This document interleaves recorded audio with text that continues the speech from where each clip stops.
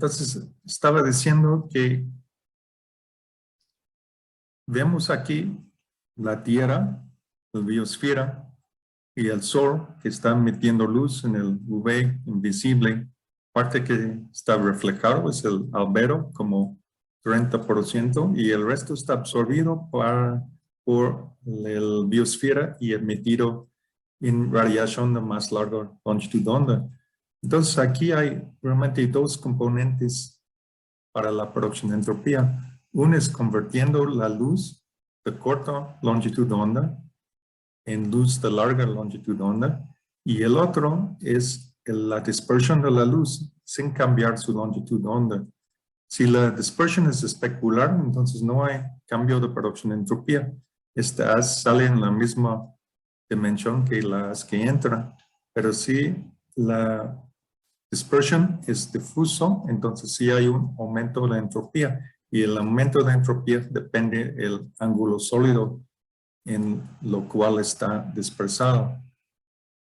Pero se puede calcular la producción de entropía de este sistema, es solamente la entropía que entra, entonces se puede determinar la entropía en un haz, que fue de hecho un trabajo que hizo Planck al principio del siglo pasado, y la entropía en la luz que sale, y también viene de la ecuación de Planck. Luego lo vamos a ver esta ecuación, pero es una ecuación que da, dado el espectro, ese es el espectro de la Sol que llega a la atmósfera, y la interior es el espectro del Sol que llega a la superficie después de pasar por la atmósfera.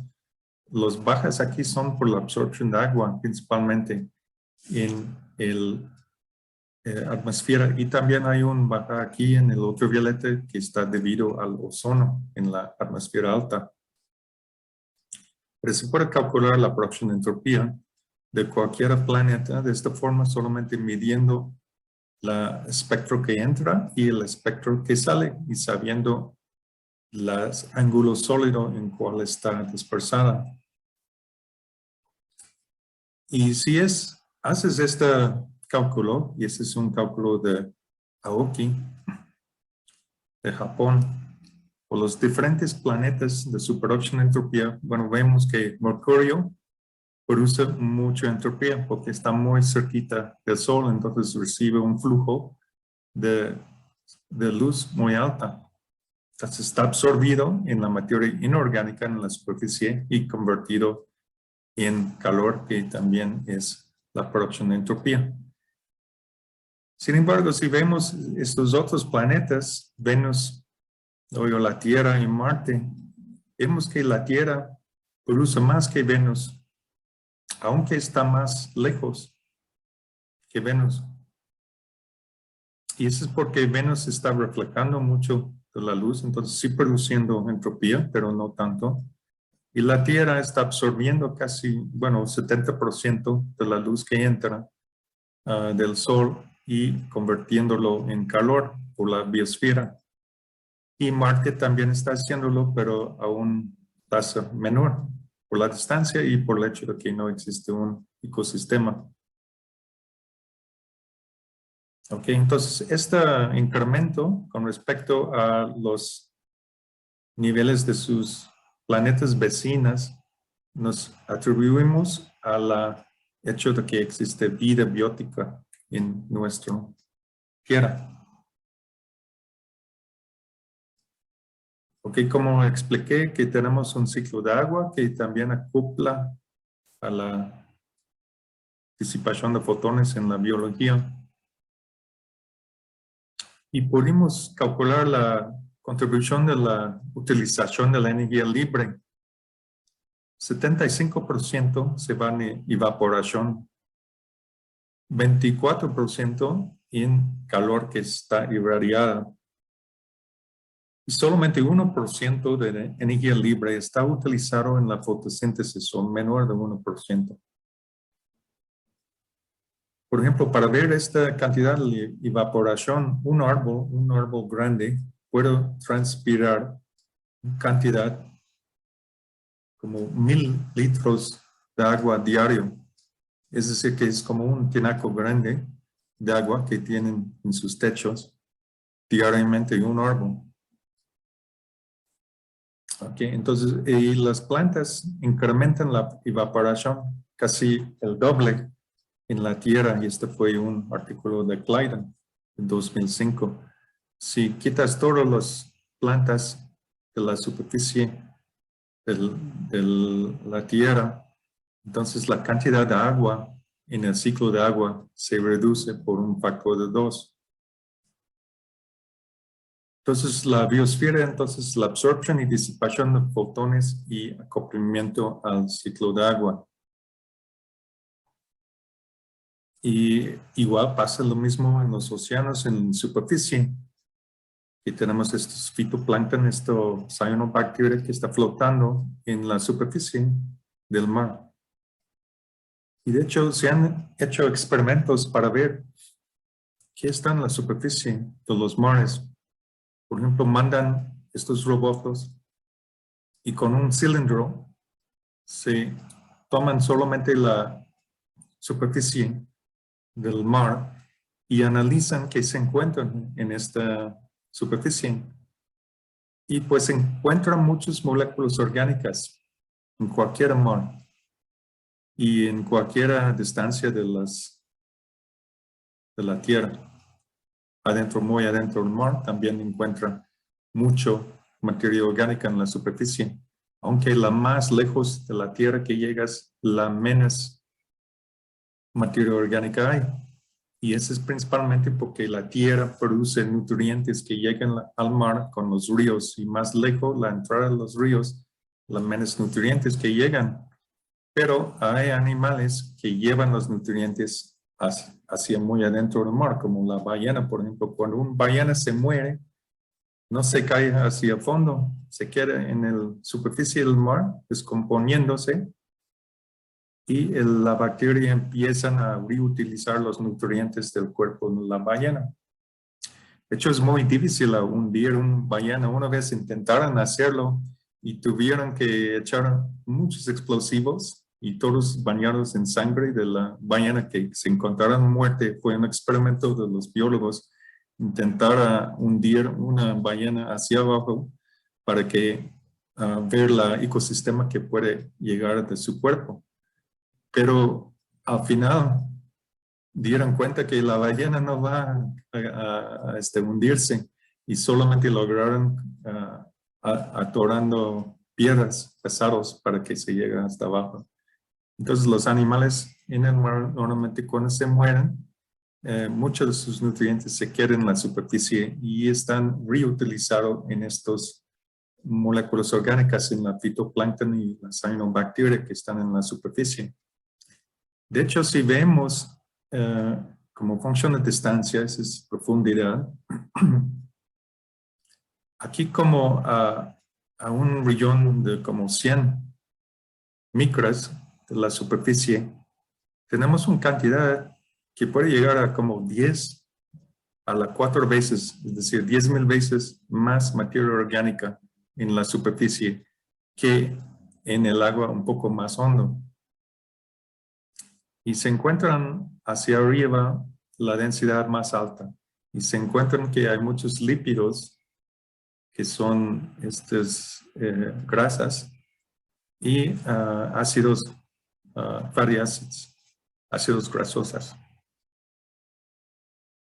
Y también hay otros complejos, hay viruses, también se han encontrado muchos virus, se han encontrado mucho DNA y RNA que está libre, que está flotando, que sale del lysis o lisis de los animales cuando se mueren, entonces su DNA se expulsan y se queda flotando en la superficie del mar.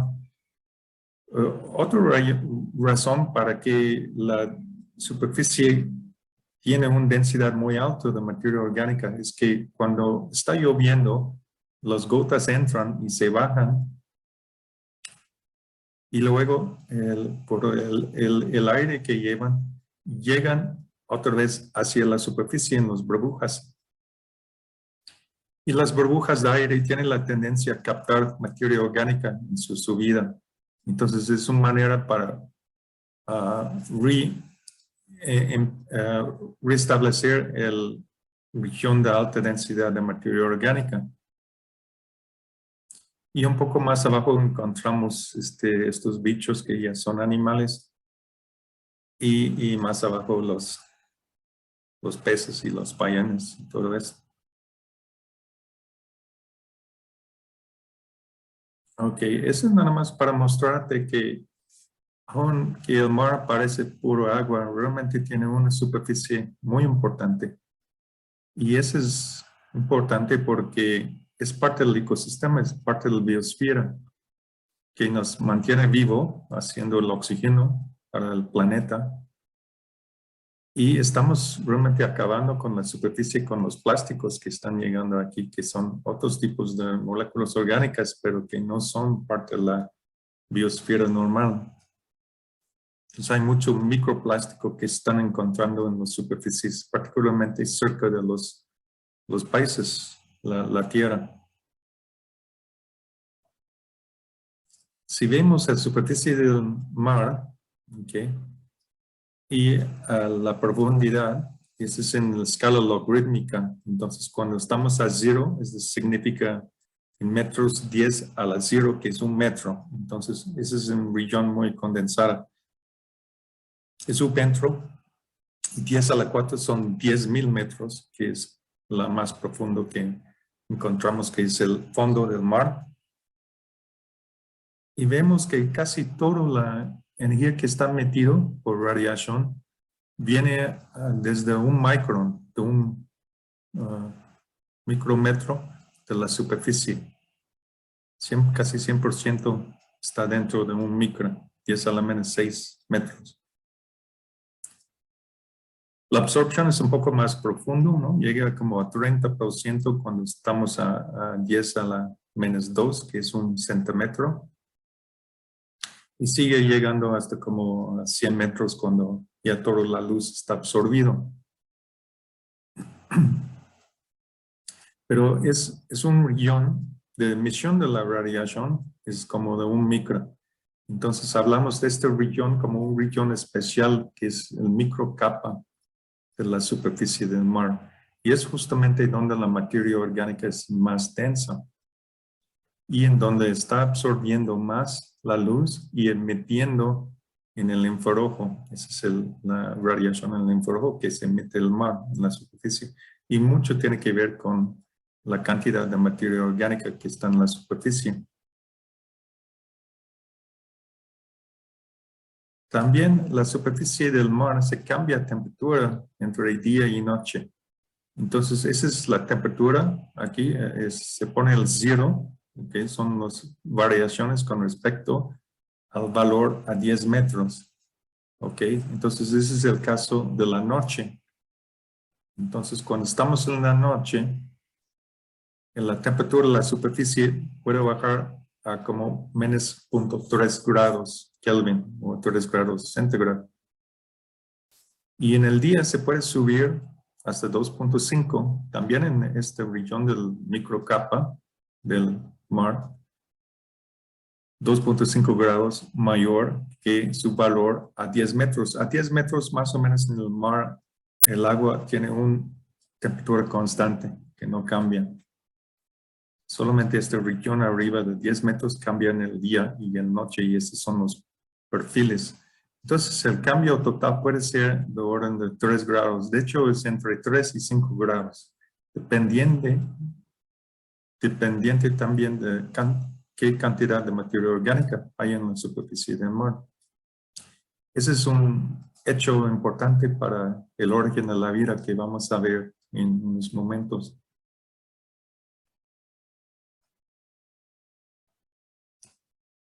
De hecho, unos biólogos hicieron el experimento. Entonces, se tomaron 2 recipientes grandes que tenían una área superficial a 45 metros cuadrados, este debería ser cuadrado, y una profundidad de 15 metros. Se tomaron 2 iguales y en uno se metieron muchos nutrientes para que pueda crecer la cianobacteria. Y en el otro no. El otro fue agua pura, mantenido pura y expuesto al sol. Y después de un mes, más o menos un tiempo un poco más largo, se determinaron el perfil de la temperatura como función de profundidad.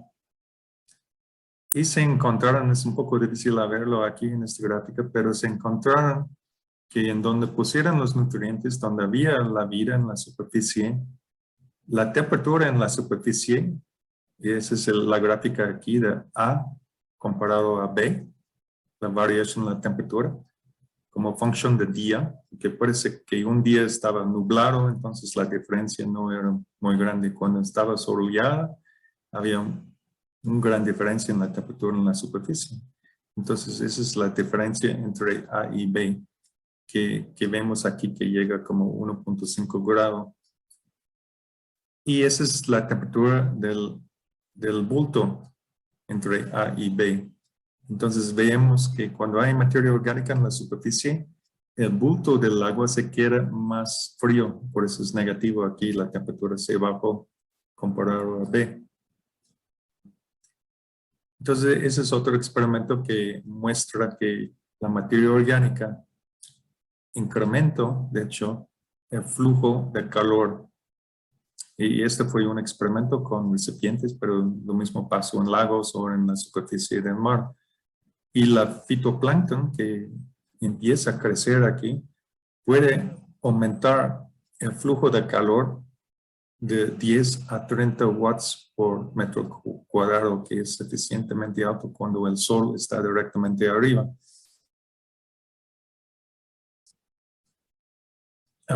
Sorry. Ok, entonces creo que les ha convencido que la función termodinámica de la vida sobre las plantas sobre la Tierra es la evapotranspiración, la disipación de fotones en los ojos, la evapotranspiración y el ciclo de agua. Todo esto junto se produce entropía. Que significa que fotones de alta energía son convertidos en fotones de baja energía. Y también que en los mares y lagos lo mismo pasa, sino con la cyanobacteria y el otro fitoplancton en la superficie. Pero los animales entonces, ¿en qué sirven para estos sistemas disipativos? Porque estamos viendo la vida desde este punto de vista, que es un sistema disipativa que ocurre o aparece y persiste solamente para disipar fotones. Los animales tienen el trabajo ser jardineros, dispersan los nutrientes, las semillas. Entonces están como fertilizando las plantas, tanto en la superficie de la tierra como en los mares, los ballenas, como diría el ejemplo hace poquito. Bueno, ese es hoy en día, ¿ok? Entonces espero que les haya convencido que la función termodinámica más importante de la vida es disipar los fotones que llegan del sol. Ok, ¿tienen algunas preguntas o dudas sobre esta? ¿Hasta ahorita? Doc, Sí. en la disipación de fotones, ¿hay algún efecto cuántico que pudiese aparecer? Sí, de hecho, la absorción en las moléculas sí es cuántica, ¿no? Son niveles que no es continuo. Y ese, de hecho, tiene una importancia muy fundamental en el origen de la vida. Quizás ahorita es demasiado temprano meterme en esta, pero solo para decirte ligeramente, cuando excitan una molécula orgánica, las orgánicas normalmente son moléculas conjugados, es decir, que tiene un enlace covalente doble entre un átomo de carbono o puede ser de nitrógeno o oxígeno, y luego uno sencillo, uno doble y uno sencillo. Esta forma un sistema conjugado. Y cambiando nada más uno de los conjugaciones, es decir, quitando, por ejemplo, enlace doble, se puede cambiar el espectro de absorción de este pigmento. Y no solamente pero también el sistema cuando se excita, son excitaciones colectivas de las moléculas que están alrededor de estos anillos. Por ejemplo, conocen los ácidos nucleicos como adenina, timina, guanina, citosina. Todo eso son moléculas planas que tienen anillos, que son conjugados y tienen en general 3 conjugaciones.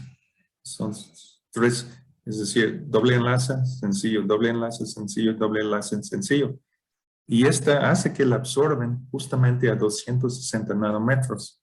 Justamente que vamos a ver en un ratito donde estaba llegando un pico en el espectro, en la superficie, en el principio arqueano, cuando sospechamos que empezó la vida. Pero todo eso es cuántica, la absorción de la luz es cuántica.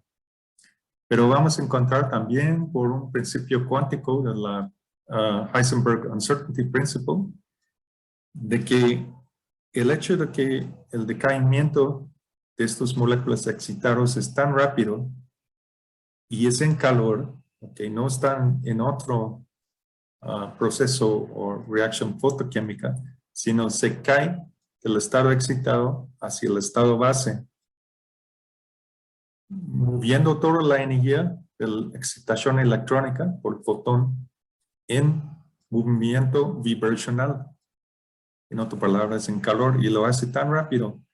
Y lo hace tan rápido, 10 a la menos 12 segundos, que entonces por la relación de incertidumbre de Heisenberg, el espectro de absorción es muy larga. Entonces la mecánica cuántica entra a todos lados aquí a nivel microscópico. Entonces es una buena pregunta, pero quizás les explico más al rato. ¿Ok? Sí, Doc. Y otra pregunta. Sí, ok. Tenemos, bueno, hasta donde sé, y si mi biología no me falla, la vida como la conocemos es a base de carbono, ¿no? Sí. ¿Las moléculas o los compuestos a base de carbono son los que disipan más fotones? ¿O hay estructuras que disipen más, pero que pues, no conocemos vida en base a esas moléculas? Depende en qué longitud de onda estamos hablando. Las moléculas orgánicas absorben muy bien en el ultravioleta y en el visible. Y son los mejores comparado a los, digamos, cristalinos inorgánicas o las moléculas también inorgánicas. Absorben mucho más. Y es justamente por la conjugación. De hecho, quizás conocen que muchos bloqueadores están hechos de moléculas orgánicas que encuentras, ¿no? en las tiendas. Bloqueadores solares, cuando quieres salir a la playa, por ejemplo, lo metes en el cuerpo para evitar que la luz ultravioleta cause daños a tu organismo. Entonces, los dos absorben en diferentes rangos, pero las moléculas orgánicas absorben más y en particular alrededor de 260 nanómetros. Y hay una razón muy interesante. Por eso que déjame seguir y luego te explica por qué, ¿no? Ahorita regresamos a tu pregunta. Sí, gracias. Ok. Claro. Sí, Iván. Tengo una pregunta rápida. Ajá. En esta imagen que nos mostraste de cómo está distribuida la densidad de materia orgánica en la superficie del océano, Ajá. Sí. ahí, bueno, las vesículas con las que estamos trabajando, más o menos a qué profundidad se encuentran. Eso sí, esos son lípidos. Son amphipathic, moléculas amfifáticos, que significa que tiene parte que es hidrofóbica y hidrofílica. La parte hidrofílica se va por abajo en el agua y el parte hidrofóbica se sale de la superficie. Entonces esas moléculas, estos ácidos grasosas, todos son anfipáticas, que tienen dos partes hidrofílicas y hidrofóbicas. Entonces estos pegan a la superficie por fuerzas, ¿no? Por ejemplo, si hay olas grandes, tienes esta capa, que es de como 100 micras en la superficie del mar. Si aún en un tormento, un huracán, se disturbe la superficie, entonces se rompe en pedacitos y luego por las olas se puede bajar, pero recompone muy rápidamente, en cuestiones de segundos o minutos, la superficie, la materia en la superficie, por el hecho de que son hidrofóbicas y hidrofílicas, tienen su parte hidrofóbicas y hidrofílicas. Nuestros vesículas tienen pues son, bueno, no saben exactamente cómo eran en el principio de la vida, pero sospechan que también eran partes hidrofóbicas y hidrofílicas, pero que la parte hidrofílica siempre sale por afuera, ¿no? Y la parte hidrofóbica son dos colas que juntan en el centro de la vesícula. Y entonces en este caso no son tan ligeras. Bueno, no son tan, digamos, no pegan tan fuertemente a la superficie, pero sí tienen una densidad que sí permite, porque tienen mucho hidrógeno. Entonces son más ligera, carbono y hidrógeno es más ligero que oxígeno y hidrógeno. Entonces también tienen la tendencia a flotar en la superficie. Y lo hemos visto, o lo puedes verlo, por ejemplo, cuando mezclas agua con aceite, ¿no? Si lo sacudas el sistema de agua con aceite, te vas a encontrar que produces vesículas, dependiente del pH y todos estos otros factores, pero puedes producir en algunas condiciones vesículas y vas a ver que están flotando en la superficie del agua, ¿no? Entonces, y eso es más por la densidad que por la parte hidrofóbica o hidrofílica. Pero es una mezcla de todo eso. Y de hecho, actúa como un riñón con propiedades muy distintas que el agua. Tiene pH distinto, tiene viscosidad distinta, tiene temperaturas distintas que el bulto. Entonces, este riñón es muy distinto que el bulto. Y es un buen riñón porque también en la superficie actúa como catalizadora por muchas reacciones fotoquímicas. Entonces, solamente el hecho de tener una superficie de agua y aire puedes fomentar la producción de estos fatty acids, por ejemplo, en la superficie. Y saben que hoy en día se pueden producir los fatty acids en la superficie a partir de moléculas más sencillas como etileno, ¿no? Etileno, creo que dicen, ¿no? Bueno, ¿otra pregunta? ¿Sí fue suficiente respuesta? Iván, ¿o tienes otras dudas? Sí, gracias. Ok. Entonces, esta fue hoy en día. Pero, ¿qué pasó en el principio de la vida hace 3.8? De hecho, ahorita piensan que es 3.85 mil millones de años. ¿Y por qué creen que esta fecha era el principio de la vida? Pues se saben que en la Luna se encuentran muchos cráteres alrededor de 3.9 mil millones de años en el pasado. Se pueden fechar mucho la piedra que sale de los, en los mares en la Luna. Se han llevado piedras y su fecha lo da un resultado, es decir, la construcción de la superficie de la Luna por el bombardeo de meteoritos. Era como 3.9 mil millones de años.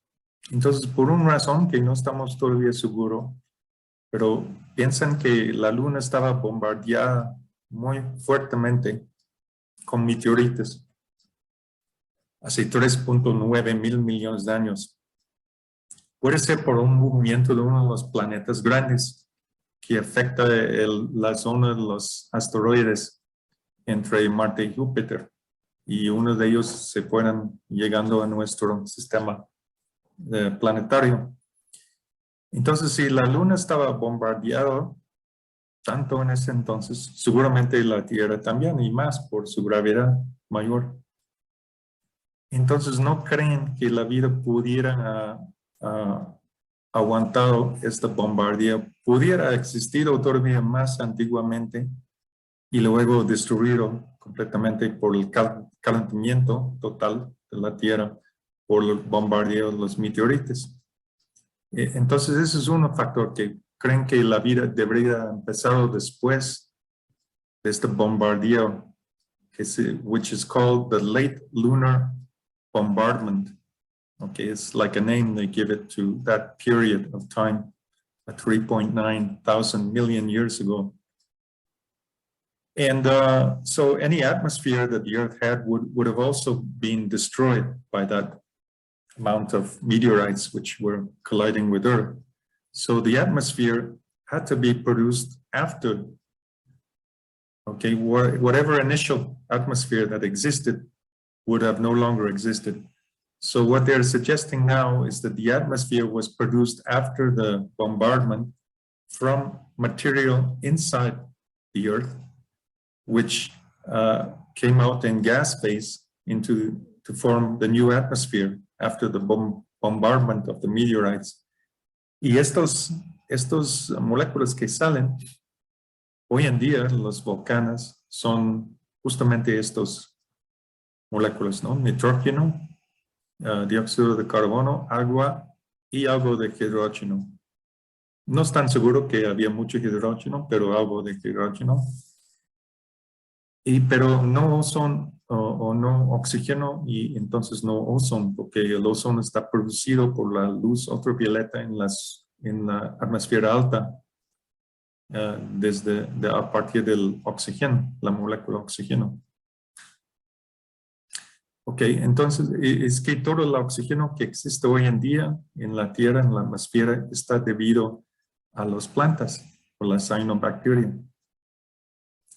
Entonces, sin ozono, el luz ultravioleta debería haber sido muy intenso en la superficie de la Tierra al principio de la vida. Ok. Y bueno, si estos gases, como mencionó, salió los volcanes, también hay algo de dióxido de azufre, sulfur dioxide. Ok, entonces estos gases y estos de los volcanes. El hidrógeno puede ser algo que siguió desde tiempos más primitivos, cuando condensó el Sol, por ejemplo. Sabemos que había mucho hidrógeno en el ambiente. Y saben también que los mares eran calientes, alrededor de 100 grados, cuando empezó la vida en esta etapa. Y esto lo pueden determinar por el razón de isótopos de oxígeno. Porque ustedes saben, a una temperatura dada, como 100 grados, y hay distintos isótopos de oxígeno, por ejemplo, oxígeno 16, oxígeno 18.